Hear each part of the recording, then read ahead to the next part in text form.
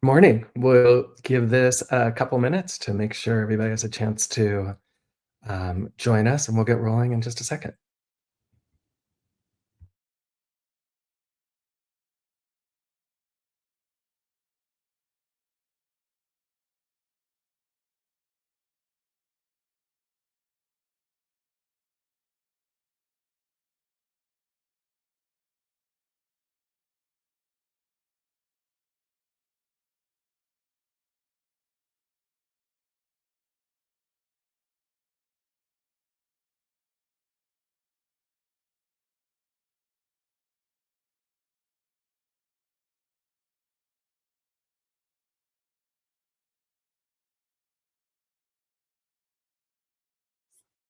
While we are waiting for people to jump on, I would love to see in the comments who you are, where you're from, so we can see who we're talking to today.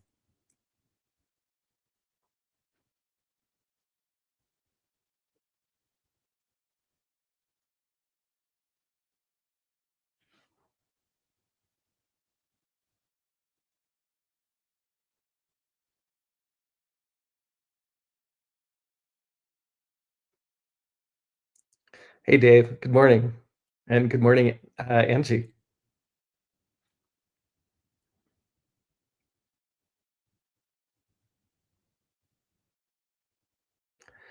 All right, let's get rolling because, wow, we have a lot to accomplish in a tight 45 minutes. We want to definitely leave it open for questions at the end. So, I'm Eric Elkins. I'm the founder and CEO of WideFocus. It's a company I started way back in 2007.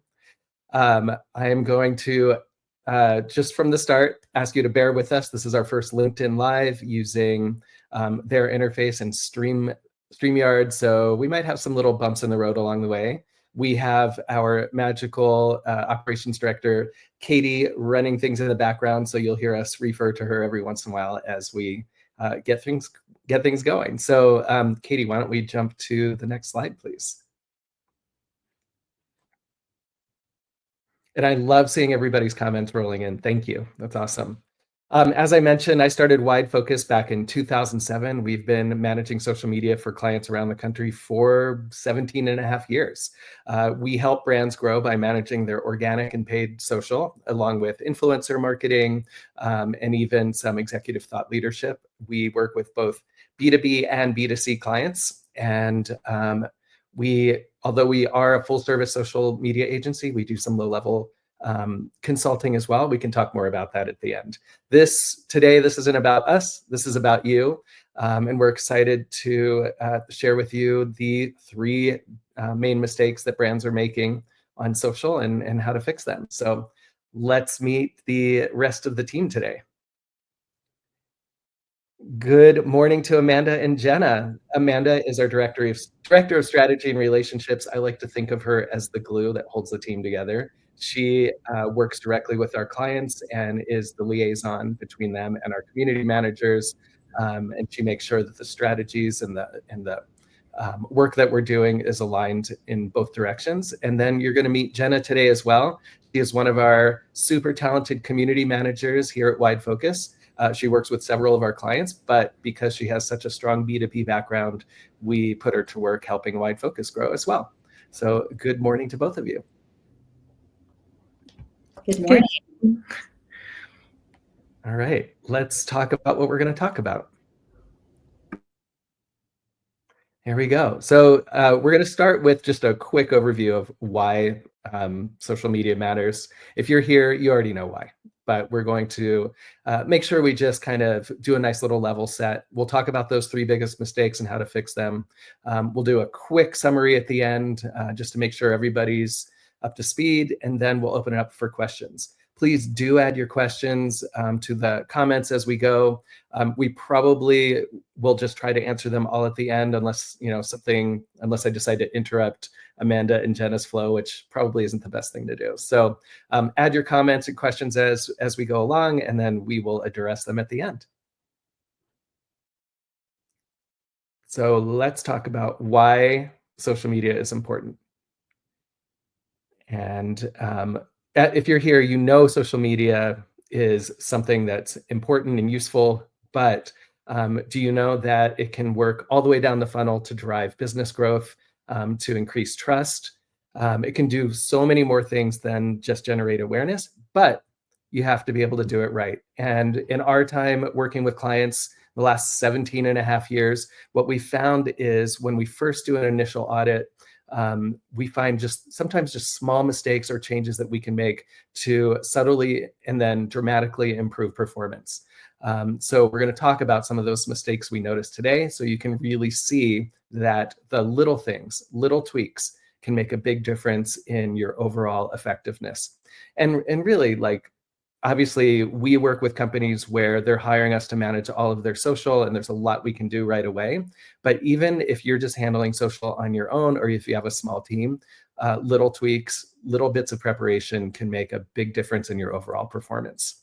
So with that, I'm going to turn it over to Amanda to share the first mistake that we see. Thank you, Eric. Happy to do it.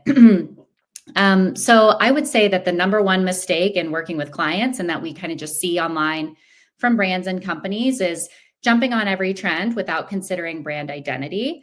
While it's of course important to lean into algorithmic favorability, such as trending audios, memes, cultural relevance, etc., posting a tone-deaf meme or sharing an irrelevant sound or audio will make your audience sort of cringe. Posting for the sake of posting is another thing that we see. I hear a lot from clients and social media managers that, you know, they're just working really hard. They just have to get something up for the day or just to check the box. So posting for the sake of posting without a goal or target audience in mind is not the way to go. Posting, we always preach that posting is not a content strategy, and just being online is about only 10% of the process, really. Get back to understanding your why in the first place. And execute things like content calendar. Yes, social media is a space for cultivating community and awareness, but at the end of the day, your goal is to drive sales in a creative and natural way through cultivating that community and engagement, from sharing information through blog posts and infographics to silly memes tailored to your brand's identity where they make sense. Focusing on features instead of benefits is another big thing that we see often. Ask yourself what matters to your target audience and what exactly is the pain point that you solve for them. Sharing just features without the benefits can lead to the audience feeling talked at versus bringing them along the consumer journey with you. And it can also lead to a very scattered messaging and a brand presence that feels unestablished.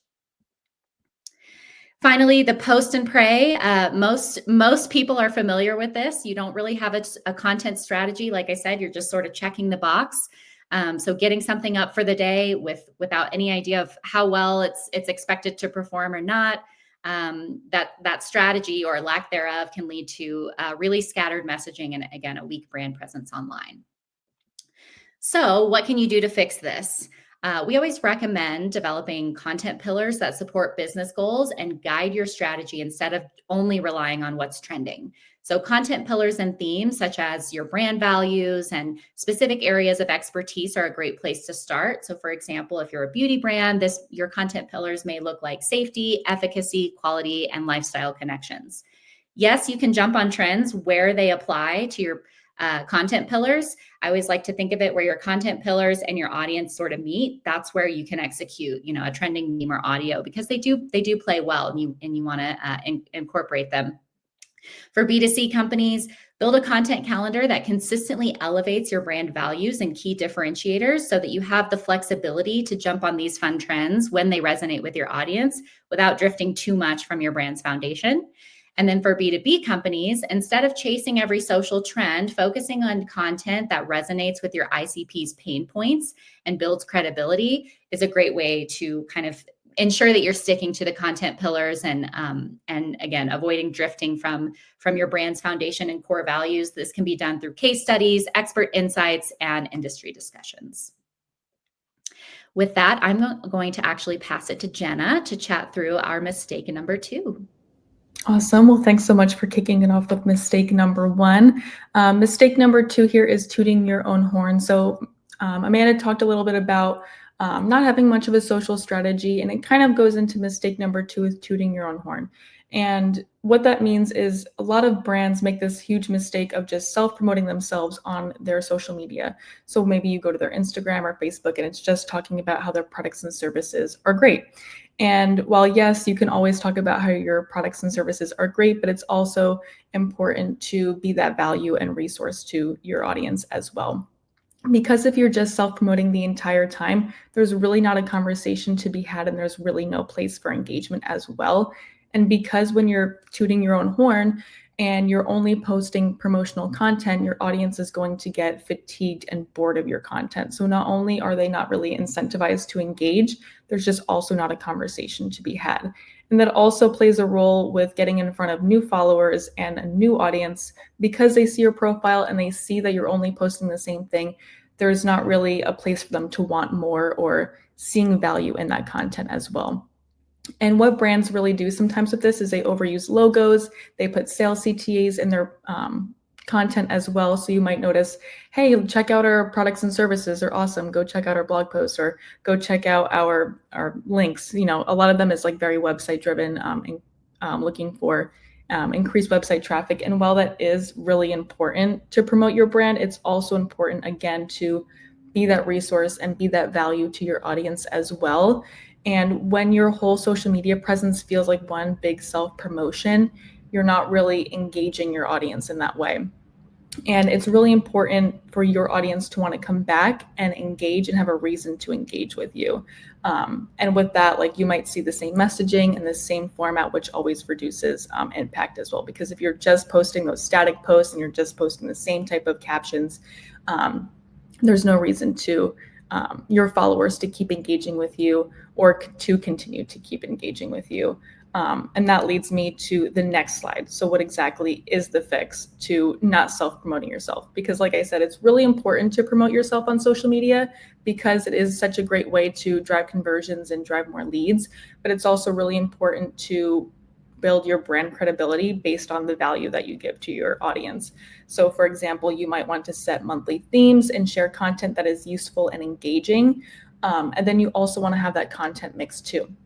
So for example, your promotional content will be your own content. That's what you own. You own your products and your services, and you always want to put that on social media. But what else you can do is mix up your types of content and storytelling styles by adding resourceful content to your mix. So maybe that's promoting your curated content, which would be blog posts, articles, any type of resources that your audience would provide or get value out of. And that would even include anything in that area of expertise.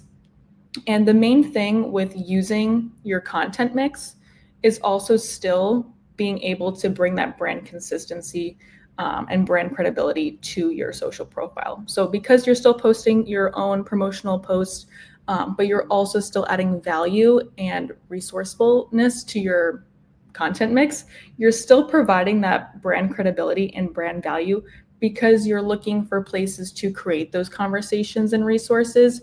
You're still strengthening that because you're understanding, okay, I have a brand voice, I have a little bit of personality now in my content. You're building up that brand credibility just by putting your content mix out there. So you're not just self-promoting, because sometimes that can come off as a little too self-promotional, a little bit too salesy. And if you still want to have that sales portion of your content, you can always lean on paid ads for those sales hefty CTAs and conversion driven content. That way your organic strategy is always going to feel welcoming and fresh and still organic in that way.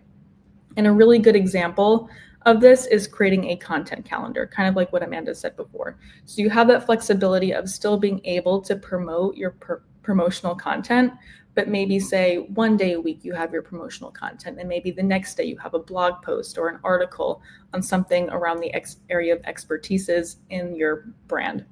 And then maybe you might have a different type of content. So maybe we, again, talked about carousel posts or reels or type of video content, anything that kind of breaks up the same usual content you have been posting. And with that, you can also use this for promotional posts. So again, for B2B, B2C audiences here, you can always have those promotional posts. Maybe you slot them in one day a week, for example, and then you have those community-driven content. So you have a balance of owned and curated content. And then again, for B&B, you might, for B2B audiences, you might have thought leadership articles. Maybe you're tagging and promoting other brands' resources. That way you can kind of get in front of other people's audiences as well, because you're becoming part of a larger ecosystem, and you're getting in front of more people as well. And the way you're promoting other people's content, again, that would be curated content, it's building up that brand credibility as well. And with that, I will bring it to Amanda's mistake number 3, which goes into throwing spaghetti at the wall. Thank you, Jenna. So yes, we've talked about, having posting with purpose, incorporating a bit more content mix, and establishing yourself as a resource on social media. But we've all seen social media companies just throw spaghetti at the wall to see what sticks. And while yes, much of social media strategy is testing trends, campaigns, visual approach, tone, engagement, the list goes on.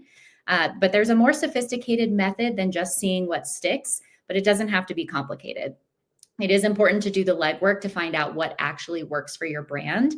And one of the main mistakes that we see most often is companies that launch campaigns without giving them time to perform. Remember, patience is a virtue when it comes to social media.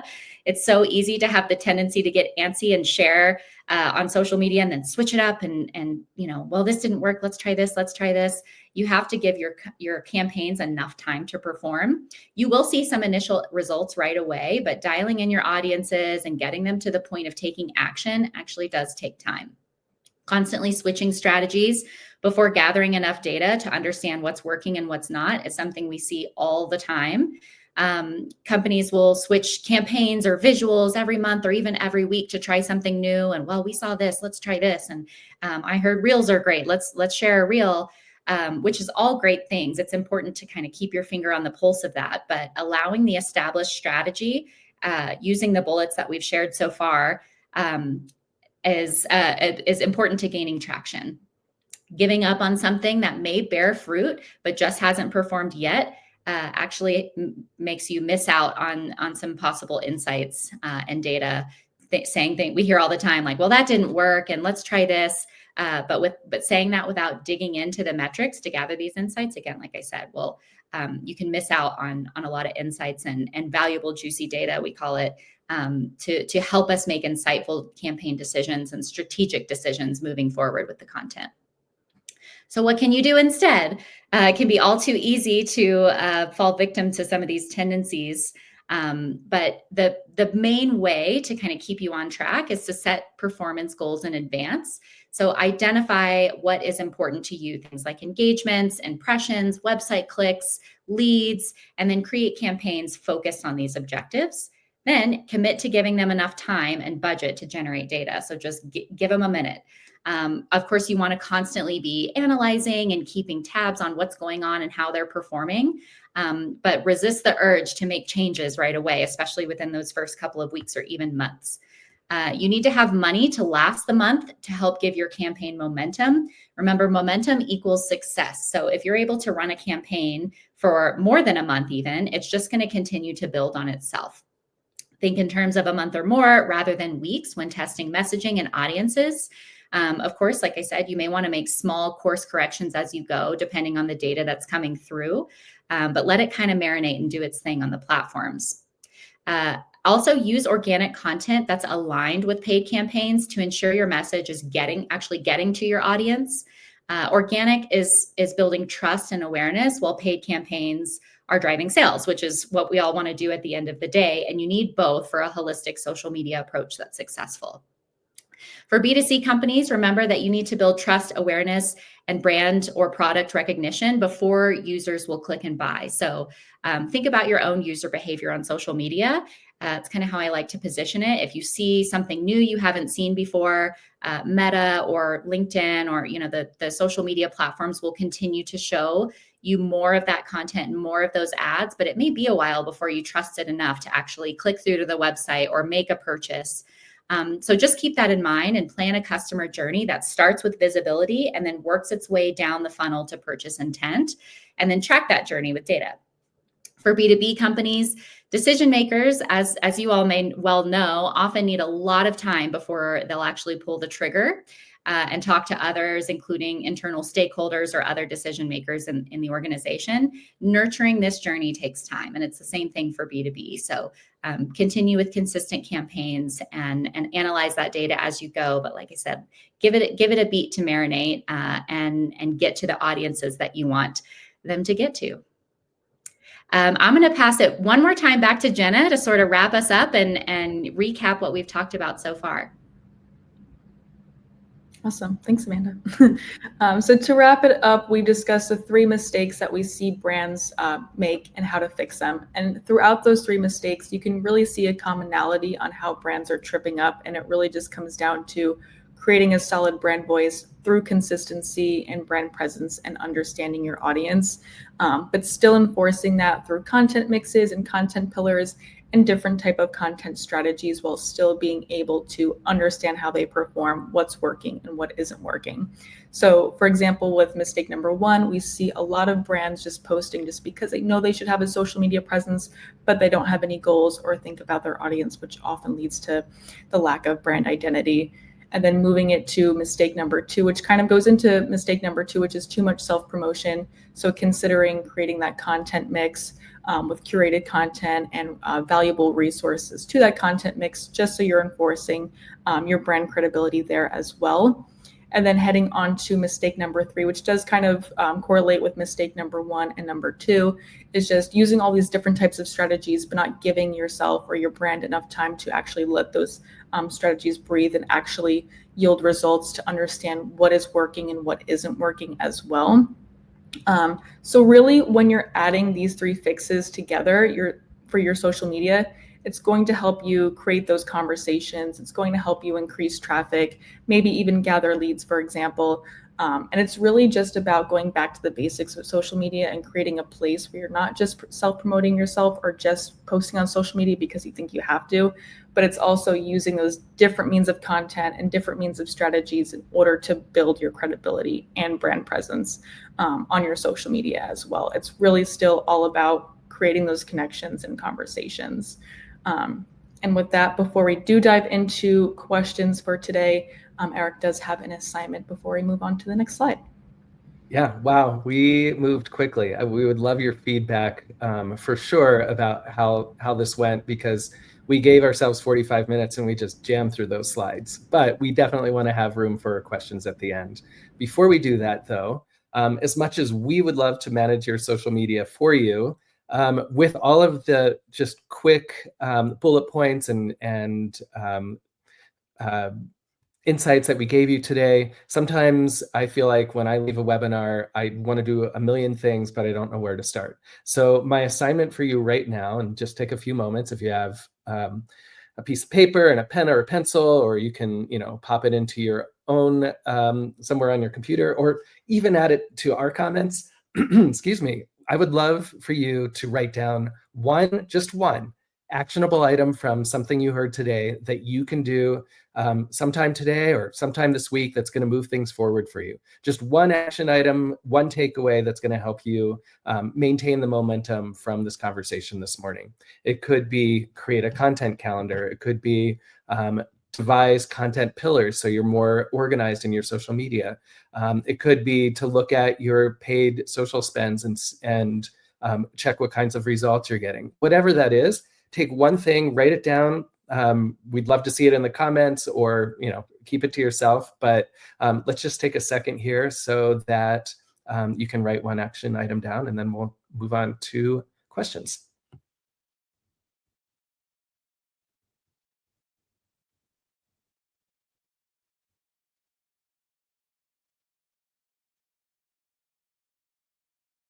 Okay, so Katie, why don't we switch to the next slide? Well, that's not the one, but that's fine. There it is. So we would love to hear any questions you might have. We put down a lot of information, but it doesn't necessarily mean it's exactly what you were looking for. I will also say within the comments or afterwards, we'd love your feedback about A, what you liked, B, what you could have used more of, and C, what the next webinar should be about. So feel free to add those to the comments as well. But if you have questions, let's hear them.